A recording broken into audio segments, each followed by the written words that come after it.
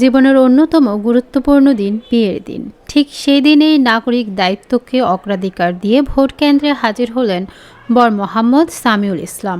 বরের সাজে কনের বাড়িতে যাওয়ার কথা থাকলেও তার আগে তিনি ছুটে গেলেন ভোট কেন্দ্রে, দিলেন নিজের ভোট আর বললেন, আগে ভোট পরে বিয়ে। বৃহস্পতিবার 12ই ফেব্রুয়ারি বেলা 12টায় বিয়ের আনুষ্ঠানিকতায় যোগ দেওয়ার কথা ছিল সামিউলের, কিন্তু তার আগে সরাসরি সৈয়দপুর পাইলট বালিকা উচ্চ বিদ্যালয় ভোট কেন্দ্রে গিয়ে নিজের ভোটাধিকার প্রয়োগ করেন তিনি। ভোট দেওয়ার পর সামিউল ইসলাম বলেন, ভোট শুধু অধিকার নয়, এটি আমাদের দায়িত্ব।